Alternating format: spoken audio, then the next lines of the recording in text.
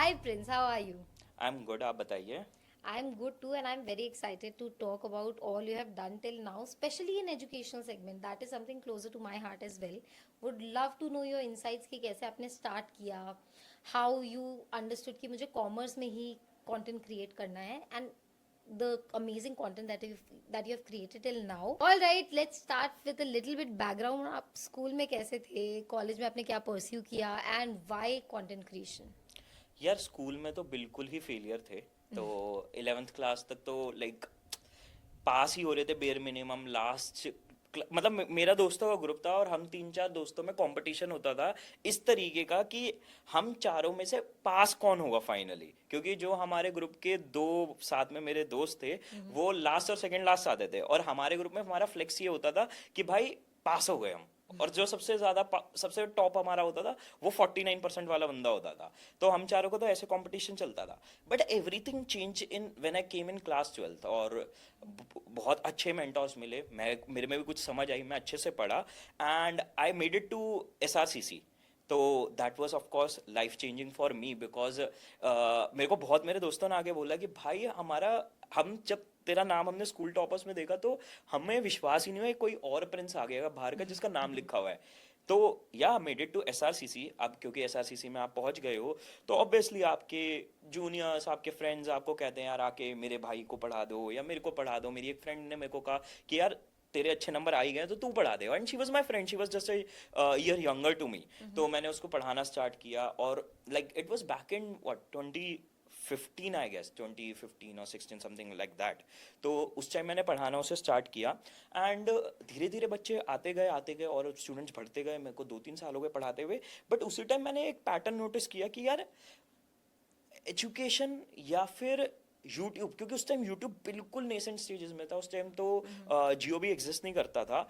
तो मैंने कहा यार ये सब कुछ ना ऑनलाइन मूव करेगा विदाउट डाउट, क्योंकि कौन से ईयर की बात कर रहे हो आप? 2016 आई गेस. 2016। या तो प्री जियो. तो अब मैंने फिर उस टाइम मैंने कहा यार पढ़ाना छोड़ देते हैं और ऑफलाइन मैंने प्योरली यूट्यूब वीडियोस बनानी स्टार्ट करी along with my college. I was in what second third year. तो मैंने कहा यार पढ़ाना छोड़ते हैं, अपना ऑनलाइन पढ़ाएंगे. क्योंकि वहाँ पे एक फ्यूचर दिख रहा था, वहाँ पे दिख रहा था कि यार बच्चे ना आगे जाके, बिकॉज मेरे को वो कंफर्ट दिख रही थी कि यार अपनी कन्वीनियंस से पढ़ लो. सबसे बेस्ट टीचर जो तुम्हें पॉसिबली मिल सकता है उससे पढ़ो. और क्योंकि एज अ टीचर मैं पढ़ा रहा हूँ तो मुझे पता मेरा एक लेक्चर हजारों लाखों बार देखा जाएगा, तो मैं उस लेक्चर में भी पूरी जान लगाता था. तो वहीं से कंटेंट क्रिएशन जर्नी फिर स्टार्ट करी. इवेंचुअली मैंने मेरा IIM कैलकाटा में भी एडमिशन हुआ था through CAT, but I dropped that part as well because content creation मुझे बहुत प्रॉमिसिंग लग रहा था. और उसी टाइम मैंने अपने फर्स्ट टाइम कोर्सेज लॉन्च करे थे तो रिस्पॉन्स भी बहुत प्रॉमिसिंग था. तो it gave me the strength कि यार IIM कैलकाटा को भी अपन छोड़ देते हैं. तो इनिशियली कुछ स्ट्रगल्स थे वाइल रिकॉर्डिंग योरसेल्फ, क्योंकि एक तो बैठ के पढ़ाना is one thing, but recording yourself in front of the camera, क्योंकि बच्चे हमसे डाउट्स पूछते हैं when we are teaching them live. But जब कैमरा के सामने आप रिकॉर्ड करते हो there are so many doubts जो आपको खुद को आ रहे होंगे और आपको एक्सप्लेन करना है कैमरा को. तो इनिशियली कुछ प्रॉब्लम्स थे वहाँ पे? मैंने जब इनिशियली कंटेंट बनाना स्टार्ट किया था, मैंने स्टार्ट किया ही नहीं था कैमरा से, क्योंकि I was so shy to get on the camera. तो मैंने कहा यार छोड़ो कैमरा को, सिर्फ एक्सप्लेनर वीडियोस बनाते. तो उस टाइम एक 5,000 रुपये का ग्राफिक टैबलेट आता था. मैंने एक महीने इंटर्नशिप करी, उससे 5,000 रुपये मिले. उसको री इन्वेस्ट किया अपने ग्राफिक टैबलेट में, और ग्राफिक टैबलेट में मैं बिना कैमरा के वीडियोस बनाता था. बट स्ट्रगल उस टाइम एक अलग लेवल पे था कि उस टाइम मेरे खुद के रूम में AC वगैरह कुछ नहीं था. तो और पंखा आप चला नहीं सकते, फैन ऑन करोगे आपके माइक पे इतनी आवाज नॉइज आएगी, इशू. तो वो भी पॉसिबल नहीं है.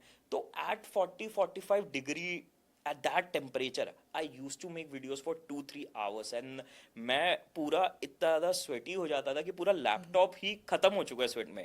But I am doing it because मज़ा आ रहा है बस. I think that dedication is something that brought you till here. आज आपके 100%. एग्जैक्टली 250K प्लस फॉलोअर्स है ऑन यूट्यूब, सब्सक्राइबर्स है on YouTube. That dedication brought you here. Right. आपने मेंशन किया कि आप IIM जाने वाले थे but you drop the idea and then you stood for yourself and did content creation. आपकी फैमिली का सपोर्ट था उस चीज में? यार फैमिली बहुत ही ज़्यादा कैजुअल थी इस चीज़ को लेकर, जितना मैं कैजुअल था. तो हुआ क्या था, IIM कैलकाटा का मतलब उनका कॉल आ रहा था मेरे पास. और मुझे कहीं ना कहीं वाइब भी थी कि शायद उन्हीं का ही कॉल होगा, बट मैं उस टाइम गेम खेल रहा था फोन पे, मैंने फोन 2 बार काट ही दिया, मैंने कहा यार छोड़ो अभी खेल रहे हैं। और फिर क्या हुआ, फिर उन्होंने मम्मी को कॉल किया, वो उन्होंने मम्मी को कॉल करके कहा अरे आपके बेटे का IIM कैलकाटा में एडमिशन हुआ, फोन ही नहीं उठा रहा है। फिर मम्मी ने मेरे को फोन दिया, फिर मैंने कहा कि सर नहीं है अभी तो मन नहीं है, मतलब मैंने लिटरली यही कह दिया, मैंने कहा सर मन नहीं है। उन्होंने उनकी भी ईगो पे लगे, उन्होंने फोन ही काट दिया सीधा।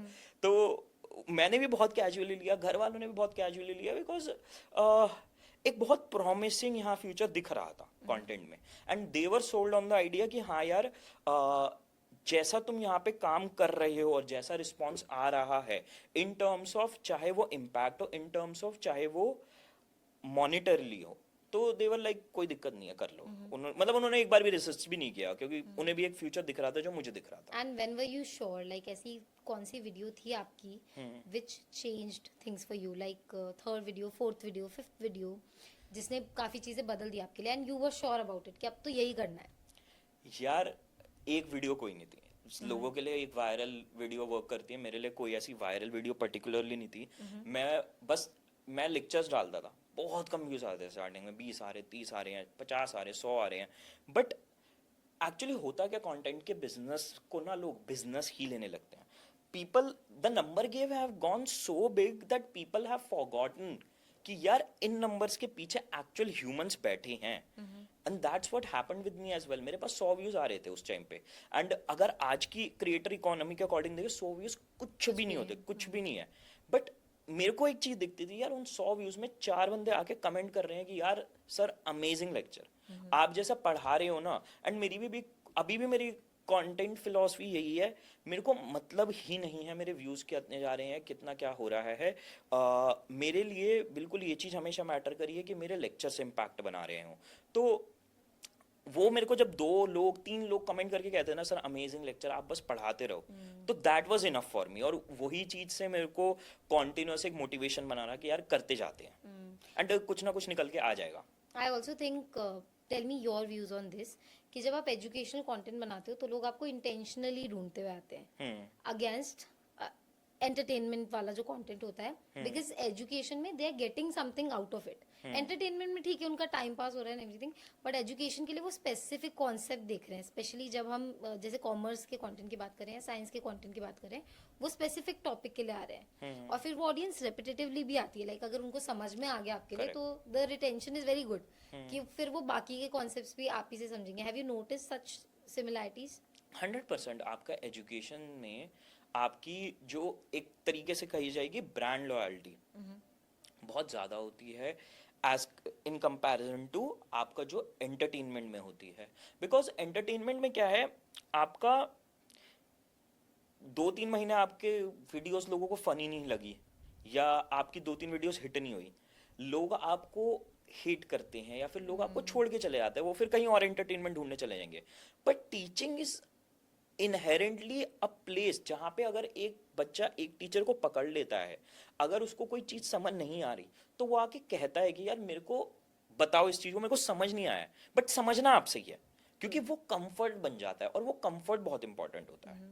आई थिंक वो समझाने का तरीका भी एक बहुत इम्पैक्टफुल होता है, जहाँ पे the kid can understand from you, which is also very fulfilling apart from the other things. वैसे I have a very interesting question जो हमारे ऑडियंस के लिए बहुत यूजफुल होगा, विच इज कि अगर आपको फिर से स्टार्ट करना पड़े, because you are working heavily on YouTube, वहीं पे आप कंटेंट बना रहे हो और वही पूरा आपने अभी तक किया है, but if you had to start today, क्योंकि आज की डेट में इंस्टाग्राम का गेम इज वेरी डिफरेंट और वहाँ पे भी एजुकेशनल कंटेंट काफी अच्छा चल रहा है, तो if you had to start today, would you go for YouTube again, या फिर you would start on Instagram? अभी जैसा चल रहा है आइड से कि मैं शॉर्ट्स पे ज़्यादा इंटेंसिव जाऊंगा, शॉर्ट्स, और क्योंकि आप बना रहे हो तो आप वो यूट्यूब और इंस्टाग्राम दोनों पे रिपर्पस कर सकते हो, राइट। तो वहां से आपकी एक टॉप फनल बनती है, और आपका बाकी of course long form videos आपको बनानी पड़ेंगी, तो वो लॉन्ग फॉर्म वीडियोस पे आपको शॉर्ट से कन्वर्जन मिलेगा। अगर आप सिर्फ लॉन्ग फॉर्म वीडियोस बना रहे हो, लॉन्ग लेक्चर्स, डेप्थ वाले लेक्चर्स, तो अब मार्केट इतनी सैचुरेट हो चुकी है कि you will find it difficult to find a place for yourself, तो कहीं ना कहीं आपको शॉर्ट से स्टार्ट करना पड़ेगा, And that will help you with the long term content as well. 100%. And since we are talking about YouTube versus Instagram, I have to ask, who would you prefer, 100K subscribers on YouTube या फिर 1 million followers on Instagram? I'd say अगर हम long form की बात कर रहे हैं तो 100% 100K on YouTube long form content, Why? Because वो ऑडियंस जो है ना वो आपके लिए एक लॉयल डेप्थ रखती है। वो ऑडियंस अगर स्टूडेंट भी है, अगर हम सिर्फ एक नॉर्मल कंटेंट क्रिएशन से स्टूडेंट की भी बात करें, तो अगर कोई बच्चा आपका लेक्चर 20 25 30 मिनट 1 घंटा देख रहा है तो वो आपको ही is way more invested in you than a following of 1 million जो आपको 60 सेकंड के लिए देख रही है। I also read this somewhere कि जब कोई सब्सक्राइब करता है तो वो ज़्यादा सोच समझ के करता है. Is it true? फॉलो तो अनफॉलो जल्दी से हो जाता है, बट सब्सक्रिप्शन थोड़ा वो सोच समझ के करते हैं. आई थिंक इसमें कहीं ना कहीं आपका एल्गोरिदम भी बहुत बड़ा रोल प्ले करता है, कैसे इंस्टाग्राम और यूट्यूब डिजाइंड है। अगर आप यूट्यूब पे जाके अनसब्सक्राइब क्लिक करते हो तो आपसे वो एक बार कंफर्मेशन लेता है, और वहीं पे अगर इंस्टाग्राम पे आप फॉलो आप उसी बटन को बार बार प्रेस कर सकते हो, वो उतनी बारी बिना आपसे कुछ प्रॉम्प्ट लिए करेगा। तो एक कहीं ना कहीं यूट्यूब पे ना आपको अनफॉलो करने की, अनसब्सक्राइब करने की हिंड्रेंस है प्लेटफॉर्म से, बट यहाँ पे एक्सपीरियंस बहुत ज़्यादा स्मूथ है। एंड ये जो यूआई का फर्क है ये बहुत बड़ा डिफरेंस लाता है साइकोलॉजिकली, क्योंकि यूट्यूब पे अगर मैं किसी को सब्सक्राइब कर रहा हूँ ना, मुझे एक फीलिंग आएगी कि यार अब इसका मुझे कंटेंट दिखेगा, और अगर मुझे इसके कंटेंट से एक तरीके पीछा छुड़ाना है तो मुझे उसके लिए एफर्ट मारना पड़ेगा। बट इंस्टाग्राम में that is quite seamless, and तभी आप देखोगे इंस्टाग्राम पे लोग जाके कई कई हजारों अकाउंट्स को फॉलो कर रहे होते हैं, बट यूट्यूब पे you will find that rare कि एक बंदा जाके कई हजारों चैनल्स को सब्सक्राइब करेगा। Now that you said it, I think it's actually true कि क्योंकि जब हम फॉलो करते हैं किसी को, इट्स वेरी इजी, क्लिक करा फॉलो हो गया. सब्सक्राइब करने से पहले we think about it, do we really want to subscribe to or not. हम बात करते हैं, let's make it a little more interesting through monetization, which is like a must question. So tell us a little bit about how your monetization journey started as a content creator. I'd say 2 तरीके होते हैं आपके पास monetise करने के, या तो आप अपना खुद का प्रोडक्ट लॉन्च करते हो या फिर आप अपने स्पॉन्सरशिप्स उठाते हो। अब यहाँ पे भी क्या होता है, एज एन एडुकेटर मैं बात करूँ पर्टिकुलरली, तो हमारे पास बहुत सारे यूनिवर्सिटीज़ के ऑप्शंस आते हैं, ठीक है, इंस्टीट्यूशंस के ऑप्शंस आते हैं जो कहते हैं यार आप पैसे लो और हमारे इंस्टीट्यूशन की टूर करो या फिर दिखाओ हमारा college. But the thing here is, अगर मैं एजुकेशन सेगमेंट की इन टोटलिटी बात करूँ, कोई भी आपको टॉप इंस्टीट्यूशन स्पॉन्सरशिप देता हुआ नहीं मिलेगा। नो आईएम्स, नो एसआरसीसी और no Sukhdev is going to come and tell you कि भाई मेरी स्पॉन्सरशिप ले लो, क्योंकि उनके पास ऑलरेडी बच्चे लाइन लगा के खड़े हुए हैं जिनको वो चूज कर रहे हैं। Right. तो उसमें क्या होता है, अब आपके पास वो लोग आते हैं, वो इंस्टीट्यूशंस आते हैं मेनली जो प्राइवेट है, जिनको बच्चे इनबाउंड चाहिए। तो आपके पास ये वे है, या फिर आप अपना प्रोडक्ट लॉन्च करोगे यानी कि कोर्स लॉन्च करोगे। तो फॉर मी, मेरा कभी प्राइवेट कॉलेजेस को प्रमोट करने का वे नहीं रहा है, बिकॉज आई बिलीव कि यार मैं जिस चीज़ को मेरे को जो अच्छी लगती नहीं, मैं उसको बिना अपने पूरा दिमाग और बिल्कुल होल हार्टेडली मैं नहीं जाके बोल पाऊंगा पब्लिक को कि यार ये मेरे को अच्छा लगा कॉलेज, क्योंकि वो अच्छा कॉलेज मुझे आगे स्पॉन्सरशिप नहीं देगा, वो किसी को भी नहीं देगा। तो अपने लिए एक वे बनता है एज एन एडुकेटर कि आप अपने कोर्सेज पुश करो, कोर्सेज लॉन्च करो।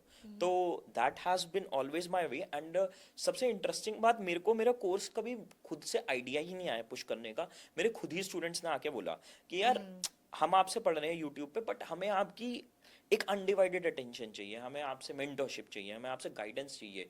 तो back when I launch my course, it was like it was 2018 or 19 something like that. तो उस टाइम तो कोर्सेज इतने कॉमन भी नहीं होते थे। तो आई लॉन्च्ड माय कोर्स एंड वहाँ पे फिर बच्चों ने कहा कि यार फर्स्ट इनिशियली बैच पे बहुत अच्छा रिस्पॉन्स आया, तो वहाँ से फिर चीज़ें ग्रो होती रही। But yeah that was something जो ऑडियंस ने खुद ही इवॉल्व करवाया। And yeah I always use product as something to monetise. Very nice. I think just one question. When you mention educational institution also offer you कि जैसे brand collaboration जैसा हो गया, where they are asking educational जो भी content बना रहा है उनको to promote their institutions. The offer is I just want to understand कि वो brand collaboration से कितना ज़्यादा differ करता है. Like is it similar to them? How much are they willing to offer?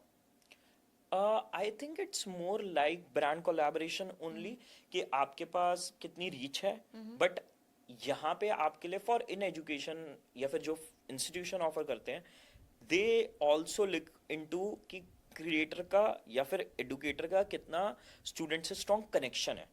क्योंकि अगेन व्यूज मेरे ख्याल से अब ये चीज बहुत अपेरेंटली सबको एविडेंटली दिखती है कि व्यूज लाने की बहुत सिंपल सिंपल टेक्निक्स होती हैं, आप उनके साथ व्यूज ला सकते हो, वो सबको पता है।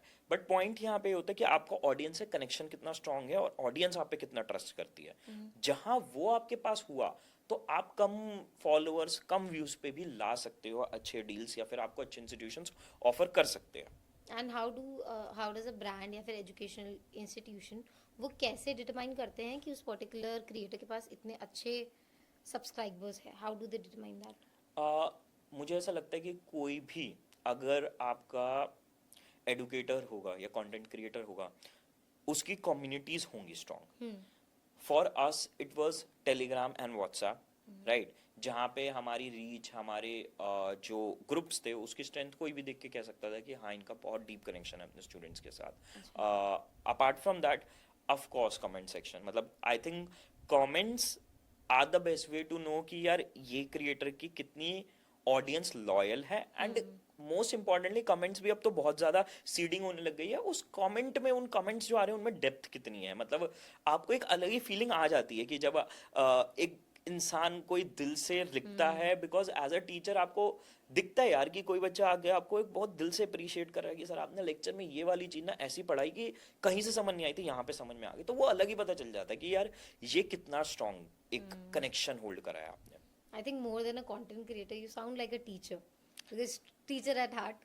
100%।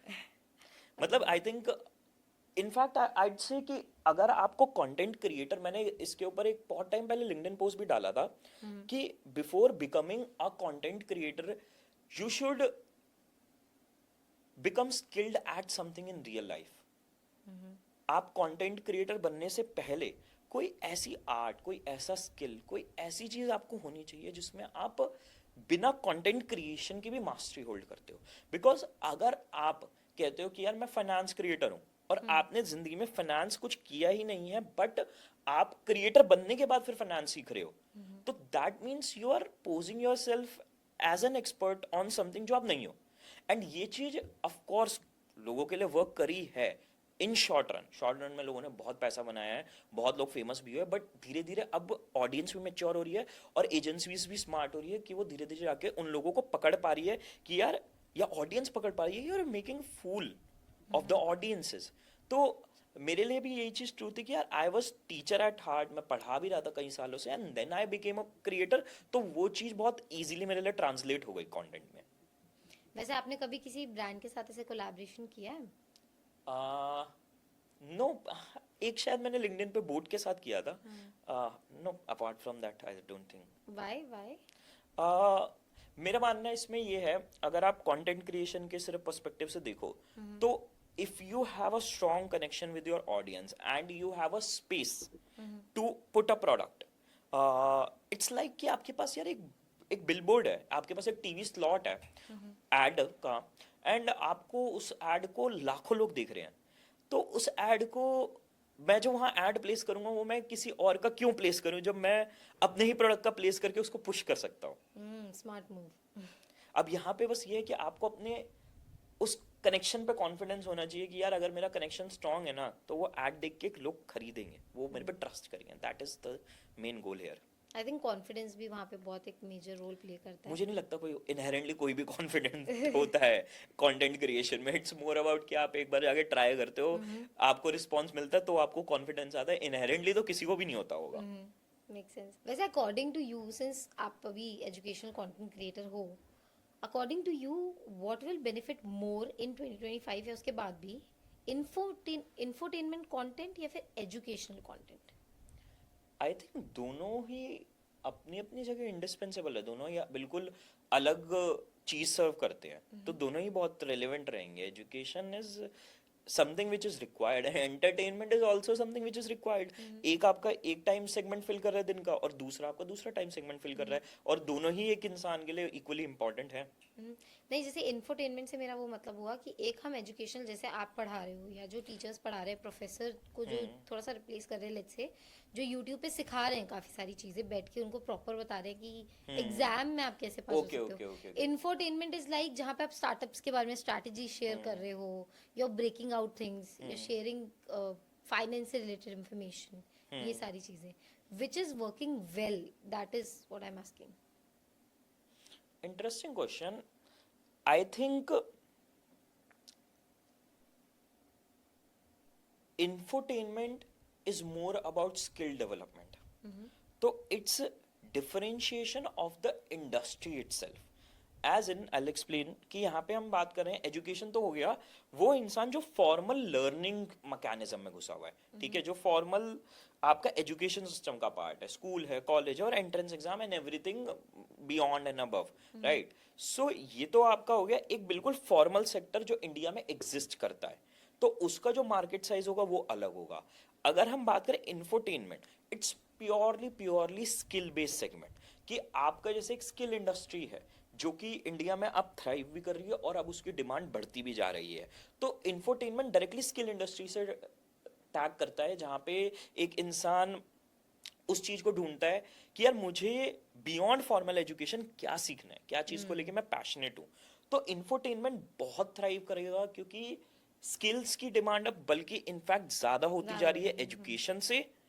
और स्किल सीखने की इंडिया में पहले हमारे पास कोई मैकेनिज्म था ही नहीं और ये इंफोटेनमेंट कंटेंट ही वो मैकेनिज्म बनता जा रहा है. It's easier for people now कि वो ज़्यादा सीख सकते हैं. ज्यादा सीख सकते हैं और ज्यादा एक्सपोजर ले सकते हैं. पहले तो लोगों को एक्सपोजर ही नहीं मिलता था. अब जो इंसान क्यूरियस है ना, अगर वो अपनी फीड स्क्रॉल कर रहा है चाहे उसे कितना भी एंटरटेनमेंट दिखे तो उसे एक ना एक इंफोटेनमेंट का पीस दिखेगा और वो फिर वहां पे उस रैबिट होल में जाके he will make something out of it. he or she will try to learn something out of it and that is what is important. और ये infotainment content उस चीज को फ्यूल कर रहा है. तो या आई थिंक बहुत अच्छी ग्रोथ है यहाँ पे. बट एक चीज जो लोग बहुत कहते हैं जिसपे मैं मतलब शायद मेरा बायस हो सकता है एज एन एजुकेटर, लोग कहते हैं एजुकेशन बिल्कुल बेकार है और स्किल सीखो और ये सब बेकार है. I really am against this argument क्योंकि एजुकेशन आपको एब्स्ट्रैक्ट थिंकिंग सिखाता है. इंडिया में हमारा एजुकेशन सिस्टम कितना बड़ा फेलियर है वो एक डिफरेंट टॉपिक है, वो definitely need to be worked upon. But लोग अक्सर आके कहते हैं कि यार मैंने ज्योमेट्री का क्या यूज किया रियल लाइफ में, ठीक है. तो पॉइंट इज आप ज्योमेट्री रियल लाइफ में नहीं यूज करने वाले, दैट इज ट्रू.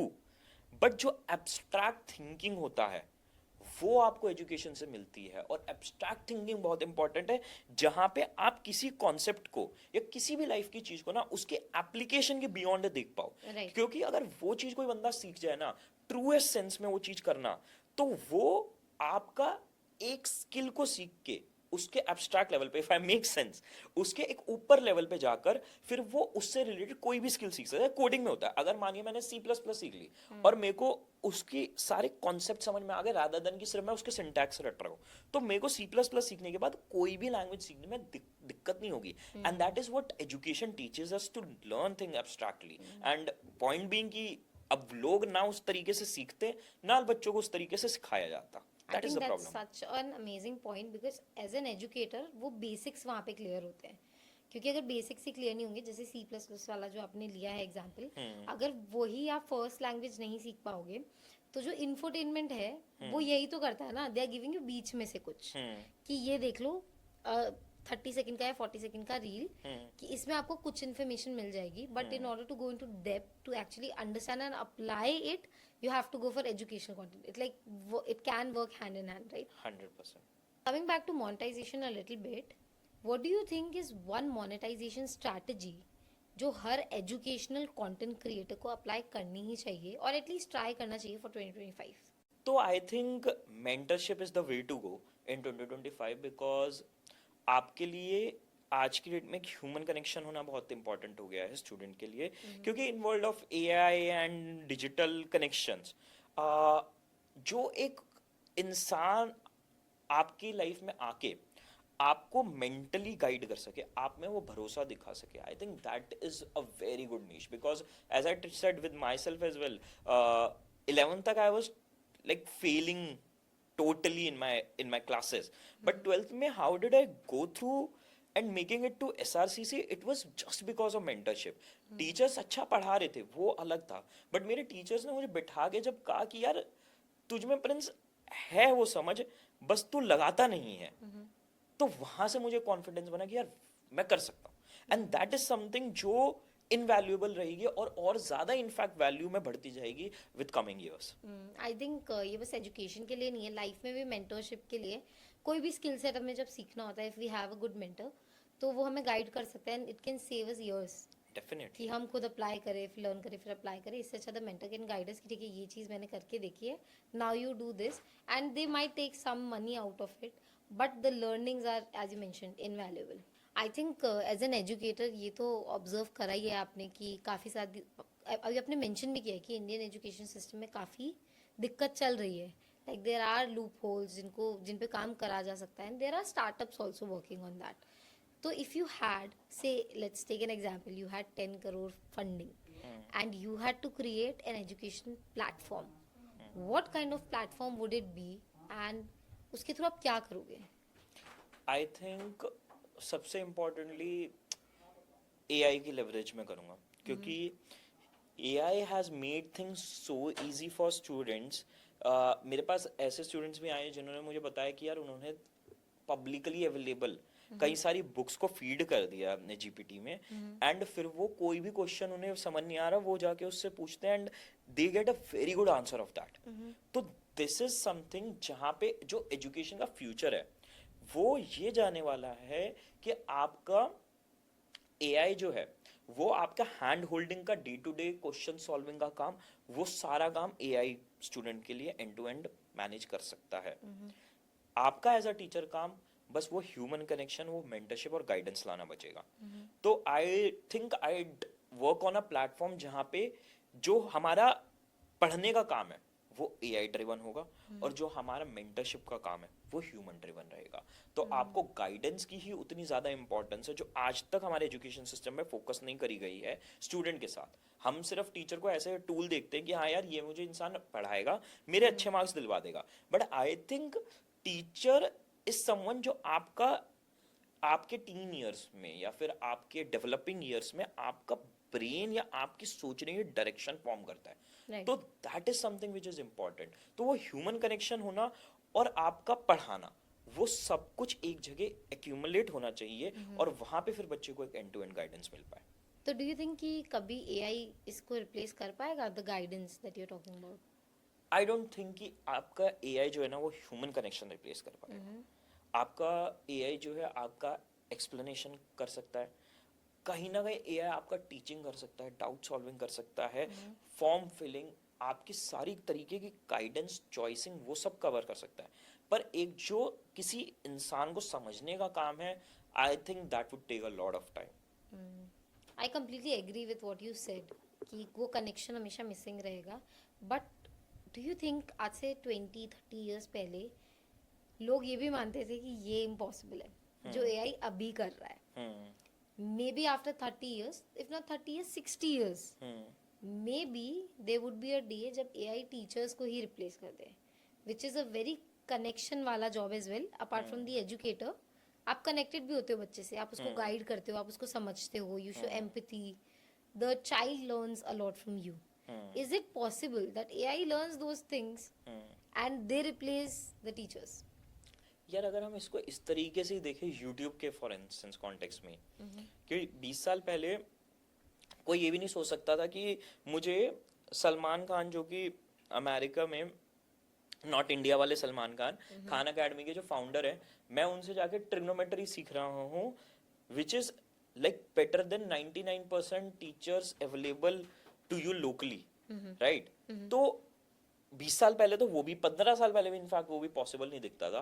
तो अगर हम इसकी बात करें कि एआई क्या टीचिंग को रिप्लेस कर सकता है, आई एम 100% श्योर कर सकता है। एंड आई थिंक इतना वेट भी नहीं करना पड़ेगा कि हम 60 साल वेट कर रहे हैं, मेरे ख्याल से 10-15 साल में ही हो जाएगा। पॉइंट यहाँ पे सिर्फ सारा बचता है कि वो ह्यूमन कनेक्शन क्या एआई रिप्लेस कर पाता है, नहीं कर पाता, and that human connection matters the most. And अगर वो ह्यूमन कनेक्शन एआई रिप्लेस करता है तो that is going to affect not just teaching, that is going to affect in every profession, चाहे वो लॉ हो, चाहे वो मेडिकल हो, तो वो तो फिर सबके ही लाइवलीहुड की बात आती है, सबके ही चीजों की बात आ जाती है। But apart from that I think या AI definitely can replace teachers. It's also a little bit scary, do you think? I Not think just for education, but for content creators as well. I think यहाँ पे ना income divide और इन लोगों की core understanding of their skill expose होगी कि आपका जो लोगों को अपने स्किल की कोर अंडरस्टैंडिंग है वो टॉप पे और पुश होते जाएंगे। जो लोग अपने स्किल को समझते नहीं हैं वो लोग सारे बॉटम में शिफ्ट हो जाएंगे। कहने का मतलब, अगर मैं कंटेंट क्रिएटर हूं, अगर मुझे फंडामेंटल्स ऑफ क्रिएशन पता है कि यार क्या यूजर का दिमाग में मैं डालूं या कैसे मैं उसके दिमाग के साथ चीजें रखूं जो वो हुक हो, अगर मैं उसके बिल्कुल कोर फंडामेंटल्स को जानता हूं तो आपको बस एआई को इंस्ट्रक्ट करना होगा कि भाई ये चीज पे प्ले करना है और एआई आपको वहां पे बेस्ट आपको आउटपुट बना के दे देगा। बट अगर आपको क्लैरिटी ही नहीं है कि यूजर को क्या चाहिए तो वो एआई आपके लिए बहुत वीक चीजें बताएगा। तो जो लोगों को कोर अंडरस्टैंडिंग है ना वो एआई को यूज करके ऐसा कंटेंट बनाएंगे और इतने मास लेवल पे बना देंगे कि वो सारी ऑडियंसेस को कैप्चर कर लेंगे। और जो लोगों को स्किल नहीं पता होगा अपना कोर, वो सारे आउटडेटेड हो जाएंगे क्योंकि वो सब करेंगे एआई से, कराएंगे सब कुछ ही एआई से। पर वो लोग कभी एआई को यूज ही नहीं कर पाएंगे। उन्हें हमेशा ये लगेगा यार ये एआई क्या है, ये बेकार है। बट जिन लोगों को आउटपुट निकालना आ रहा है वो निकाल के पूरा गेम कैप्चर कर देंगे और यहीं पे इनकम डिवाइड और बढ़ जाएगा कि जिनको अपने स्किल की अंडरस्टैंडिंग है, कोर अंडरस्टैंडिंग है, फंडामेंटल अंडरस्टैंडिंग है ह्यूमन नेचर की, वो और रिच हो जाएंगे और जिनको नहीं है वो शायद मार्केट से और निकलते जाएंगे। आई think it's again the fight between top 5% जिनको सब कुछ आता है, the cream, and the other people जो एवरेज पे प्ले कर रहे हैं। आई थिंक पर अभी भी ना हम देखें तो बीच की लेयर एग्जिस्ट करती है जो शायद थोड़ा सा इधर भी है थोड़ा उधर से भी है। But AI will create a black and white in my understanding कि यार जो लोग बीच के हैं ना वो या तो ऊपर चले जाएंगे नीचे चले जाएंगे बट बीच में कोई नहीं बचेगा। अच्छा, coming back to the content creation side, what do you think is the next best thing, like next big thing 2025 में? आई थिंक अगेन मेरे को तो बहुत सिंपल दिखता है यार, मोनेटाइजेशन के दो ही तरीके हैं, या तो आप किसी और का प्रोडक्ट पुश कर दो या आप अपना प्रोडक्ट पुश कर दो, यानी स्पॉन्सरशिप उठा लो या आप अपना प्रोडक्ट लॉन्च कर दो। And the future is towards launching your own product only. हम इस सेगमेंट में बहुत ही इंटेंसिवली देख रहे हैं कि क्रिएटर्स आके अपने प्रोडक्ट लॉन्च कर रहे हैं। कुछ फेलियर्स हो रहे हैं, कुछ सक्सेस हो रहे हैं, बट द पॉइंट बीइंग कि ये बहुत नेसेंट स्टेजेस में है एंड एज ऑडियंस चीज़ें डिफिकल्ट होंगी अगर आप गलतियां करोगे। बट दिस इज समथिंग जो बैटल मेरे ख्याल से हर क्रिएटर को लड़ना चाहिए, जहाँ पे वो अपने गट पे और अपनी ऑडियंस पे जो उन्होंने कनेक्शन बिल्ड किया ना उस पे वो डबल डाउन करें। क्योंकि फ्यूचर जो है कंटेंट क्रिएशन में एज अ क्रिएटर आपका तभी ब्राइट है यार, या तभी आप एक सस्टेनेबल लॉन्ग टर्म इनकम बना पाओगे जब आप कोई ब्रांड बिल्ड कर दोगे। अगर आप स्पॉन्सरशिप पे या सिर्फ एड रेवेन्यू पे सर्वाइव कर रहे हो वो तो विद टाइम डाउन होता है या फिर विद टाइम खत्म ही हो जाता है। But do you think there are some segments उसके लिए भी, लाइक आपको एक लेवल पे आके फिर आप अपना खुद का कोर्स लॉन्च कर सकते हो, बिकॉज वहाँ पे आप पे ट्रस्ट करते हैं लोग, people rely, like they can rely on you now. हर कोई स्टार्ट नहीं कर सकता, लाइक इफ यू हैव से 50,000 फॉलोअर्स अभी, is that the right time to start your own, like build your own product, या फिर एक लेवल पे आप आ जाओ पहले, आप वो ट्रस्ट गेन कर लो and then you should start it? I think यहाँ पे जो कॉल होनी चाहिए ना वो नंबर्स तो यहाँ गेम है ही नहीं। मैंने देखा है उन लोगों को 10, 15, 20,000, 30,000 सब्सक्राइबर्स या फॉलोअर्स पे भी बहुत सक्सेसफुली अपना बिजनेस रन करते हुए, अपना प्रोडक्ट रन करते हुए। ऑफ कोर्स वो उतना बड़े स्केल पे नहीं होगा जो कि एक 3 लाख या 3 मिलियन वाला होगा, बट 30,000 पे भी सक्सेसफुली तब रन होता है जब आपका जो 30,000 जो लोग हैं उनसे कनेक्शन स्ट्रांग है, उनका आप पे ट्रस्ट है। अब अगर आपने वो ट्रस्ट बिल्ड कर दिया है तो उसके बेसिस पे आप अपना प्रोडक्ट लॉन्च करके आप अपना प्रोडक्ट भी ग्रो कर सकते हो और आप अपने नंबर्स भी ग्रो कर सकते हो। बट अगर आपका ट्रस्ट अच्छा नहीं है ऑडियंस पे तो आप 2 मिलियन 3 मिलियन पे भी लॉन्च कर लोगे तो आपके पास कोई नहीं आएगा खरीदने। And I have known a lot of examples out there जो कि बहुत अच्छे नंबर्स और व्यूअरशिप, यार सब छोड़ो, आपका रिसेंटली आई डोंट रिमेम्बर हमारे किस क्रिएटर के साथ हुआ था कि उनके बहुत अच्छा सब्सक्राइबर बेस था बट वो जब पॉलिटिक्स में खड़े हुए तो उनको वोट्स नहीं आए। तो वो तो आपका एक सिंपल एग्जांपल हो गया ना कि यार आपकी इतनी मैसिव ऑडियंस है और फिर भी आपके नंबर्स नहीं आ रहे हैं। आई थिंक इसका एक एग्जांपल ये भी था, there was this creator from USA और उनके 3 to 4 मिलियन फॉलोअर्स थे, आई थिंक टिकटॉक पे थे या इंस्टाग्राम पे थे, she launched her own clothing brand, but within 1 year she could only make 2 sales Alright. Because community का जो सेंस था वो नहीं था वहाँ पे. शी हैड हाँ. फॉलोअर्स यस, बट कम्युनिटी नहीं थी वहाँ पे. तो that is new. I think people are very understanding अभी कि बनाते सब है कंटेंट, कुछ झूठ भी चल रहा है, कुछ छुपा रहे हैं, कुछ बता रहे हैं, but the authenticity, the connectivity, वो बहुत ज्यादा मैटर करती है. आई थिंक एक और ऐसे टिकटॉक पे एक बड़ी वायरल भी गई थी अगेन यूएस का कॉन्टेक्स्ट में, कि एक क्रिएटर थे, उसके 2 मिलियन फॉलोअर्स थे, और वो एक कोई क्रिएटर इवेंट होगा वहां पे, उसने कहा कि यार मैं भी जा रही हूँ और मेरा वहां पे एक अलग से सेगमेंट है, आप मुझसे मिलने आना. और वो बंदी अपने हाथ में बहुत सारे फ्रेंडशिप बैंड्स और वो सब लेके गई बांधने के लिए कि भाई उनके ऑडियंस आई है, और ऑडियंस भी जाके अपना सर पे चढ़ाया कमेंट्स में, हाँ आप आना, we love you, will see you, will see you. और उसकी फिर बाद में वीडियो वायरल हो रही है, उसके मिलने एक भी बंदा नहीं आया, वो खड़ी हुई है वहां पे और उसके बैंड सारे उसके हाथ में पड़े हुए हैं. तो 100% लाइक अगर हम यहाँ पे गेम, क्योंकि नंबर्स अब बहुत मैसिव होते जा रहे हैं, नंबर्स बहुत बड़े होते जा रहे हैं, बट इंसान तो उतने ही हैं. पॉपुलेशन इतनी भी बड़ी नहीं हो रही है जिस लेवल पे नंबर्स एक्सप्लोड कर रहे हैं. तो वहां पे आपका ऑथेंटिसिटी और कनेक्शन ही मैटर करता है फिर. वैसे by the way, do you know about this VC firm जो यूएसए से है, स्लो वेंचर्स करके नाम है उनका. दे सेड कि अब वो $60 मिलियन क्रिएटर्स के अंदर इन्वेस्ट करेंगे. तो जस्ट लाइक बिजनेस, अभी एक नया इकोनॉमी वहाँ पे क्रिएट हो जाएगा कि क्रिएटर्स के अंदर इन्वेस्ट कर रहे हैं, एंड उनको क्या मिलेगा, that is 10% of equity.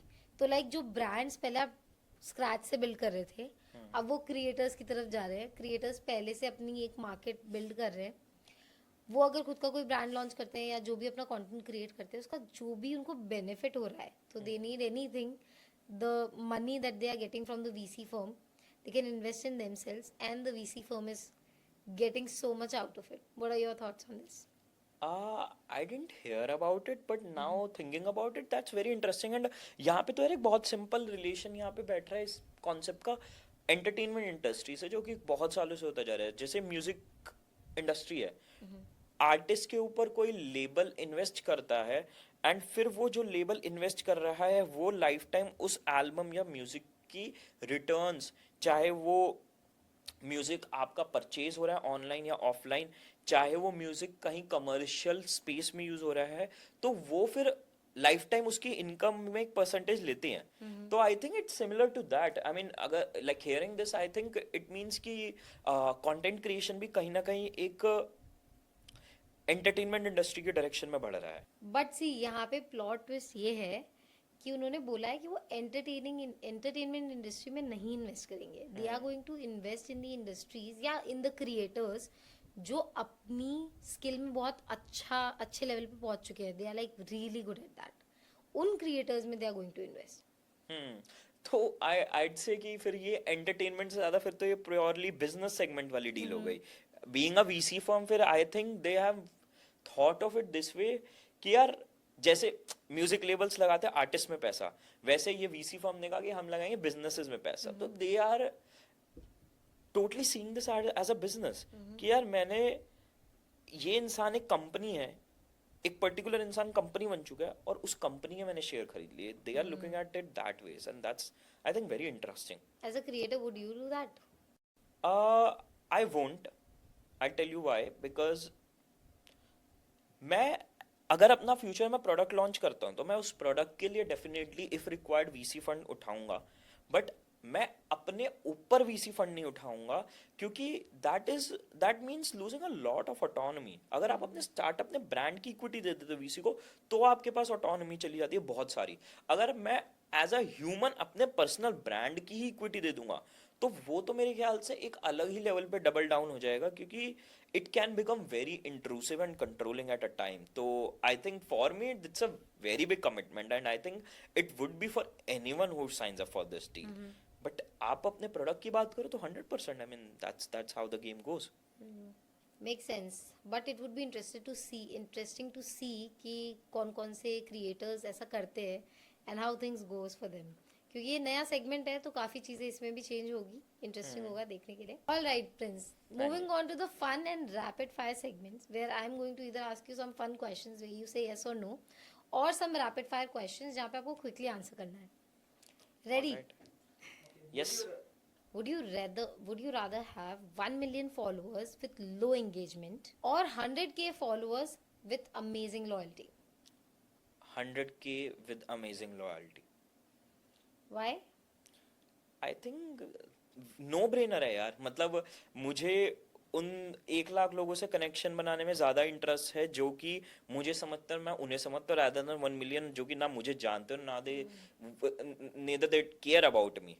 I think brands will also prefer that in the coming days. 100%. Would you go for a viral video with no monetization or a steady income with a smaller audience? I think दोनों होनी चाहिए. अगर दोनों में से एक ही choose करने की मैं जिंदगी में एक ही कर सकता हूँ तो फिर तो of course steady income. But अगर वायरल वीडियो से मैं उसको अपने रेगुलर कंटेंट पे शिफ्ट कर सकूँ तो उससे तो बेस्ट हो ही नहीं सकता कुछ. Okay, now you have to say yes or no. ठीक. Would you lose all your social media accounts for a year but double your income from the courses? No. You won't do that? All right. As a creator, what was the weirdest thing that happened to you? I think it was not the weirdest और embarrassing thing for me, but एक student के साथ क्या हुआ था, मैंने एक exam reaction video डाली थी और वो हमारे चैनल पे डली और शाम तक उसमें 1 लाख व्यूज 2 लाख व्यूज आ गए थे लगभग. एक मेरे पास बच्चे का मैसेज आता, वो कहता कि सर ये वीडियो रिमूव कर दीजिए. मैंने कहा यार क्यों रिमूव करूं, मतलब people are liking it, it is going good. वो कह रहे सर प्लीज आप समझिए, आपकी वीडियो में जो 6th मिनट पे आपके पीछे एक लड़की की स्कूटी पे बैठ रही है, वो लड़के और लड़की मेरे दोस्त हैं और वो दोनों रिलेशनशिप में थे. अगर वो वीडियो उनके पेरेंट्स ने देख ली तो दोनों को घर से निकाल दिया जाएगा, तो सर आप उसको रिमूव कर दो. फिर मैंने कहा यार रिमूव वीडियो तो नहीं हो सकती, वो सेगमेंट ट्रिम हो सकता, तो सेगमेंट ट्रिम कर दिया था फिर मैंने. That's so sweet of you कि आपने segment remove यार किया. घर में उनके बेचारों की पिटाई हो जाती तो फिर ये डजंट मेक सेंस. आपने कभी paid ads try किया है for courses sale? Yes. Was it worth it? I don't think I think the ROI is getting lower each day. Why? Any theory behind that? Because आपके simple competition supply and demand, आपका supply बढ़ती जा रही है. There are institution who are pouring in lots and lots of money, and as a bootstrapped educator आप अपने connection के ऊपर बिल्ड करना पसंद करोगे रादर देन आप उस जगह पैसा डालना चालू करो, क्योंकि आप मासेस पे प्ले नहीं कर रहे हो, आप प्ले कर रहे हो जो आपकी करंट ऑडियंस है उसके कनेक्शन पे. अच्छा, this is a very good question for especially small creators. Hiring an editor to outsource your work and to speed up the whole flow, is it worth it? 100%.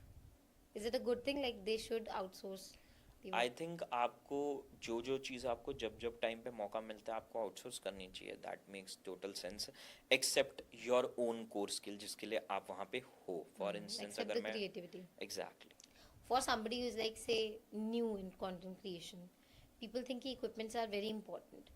Since you already are at a level, do you think कि upgrade करते रहना चाहिए equipments को? Is it worth it? Not at all, no need. In fact मैं इसमें मेरा एक काफ़ी कॉन्ट्रेरी ओपिनियन है कि आगे जाते जाते जितनी आपकी कैमरा क्वालिटी घटिया होगी उतना आपका कंटेंट और चलेगा, क्योंकि लोगों को अब अनपॉलिश कंटेंट, रियल कंटेंट पसंद है. True. They want authenticity कि दिखना चाहिए कि ये भी मेरी ये तरह मेरी तरह ही है, इसने अपनी तरह Exactly. वीडियो बनाई है. All right, Prince, काफी सारी चीजें सीखी आपसे, बट एक क्वेश्चन तो है जो हमें आपको पूछना ही पड़ेगा. That is the current controversy of India's Got Latent. As a content creator, what do you think about it? I think it is going way out of proportion because internet की बहुत sites हैं जो कि लोगों को नहीं पता. Internet की कुछ वो भी साइट्स हैं जो एज यंगस्टर्स हमें नहीं पता, जबकि जब आप अपने दादा का फोन खोलोगे, दादा दादी का फोन खोलोगे, आपको होगा, आपका दिमाग फट जाएगा कि अभी ये भी कुछ साइड है इंटरनेट की. और आपको उस साइड को देख के ना आपको बहुत आप क्रिंज आउट भी हो सकते हो और आप कहोगे कि यार ये कैसा थॉट है, ये तो it doesn't add up. Same क्या हुआ है कि एक इंटरनेट की साइट जो एक पर्टिकुलर ऑडियंस के लिए बनी थी, वो लोग देख रहे हैं जिनके लिए वो कभी बनी ही नहीं थी, और वो आउट ऑफ कॉन्टेक्स्ट उसको देख रहे हैं, जिस वजह से वो एक बहुत बड़ा मेस बन चुका है. क्या रणवीर को नहीं बोलना चाहिए था? नहीं बोलना चाहिए था, बिकॉज वो इंसान जब तक कॉमेडियंस वो चीज कर रहे थे तब तक वो सेंस बना रहा था, but Ranveer comes from a completely different background. But again जैसे अब मेरे ख्याल से अब लोगों को रियलाइज भी हो रहा है and everyone is raising voice for Ranveer now कि यार इतना भी मत रगड़ो किसी को, आप बहुत ज्यादा ही कर रहे हो, तो that needs to stop. Very true. Thank you so much, Prince, as an educator, as a content creator. जो वैल्यूज आज आपने हमसे शेयर किया, आई एम श्योर जो भी स्टार्ट करना चाहता है एजुकेशनल कंटेंट क्रिएशन या फिर यूट्यूब पे भी अपनी जर्नी स्टार्ट करना चाहता है, it would be really helpful for them. Thank you for joining us. Thank you for having me.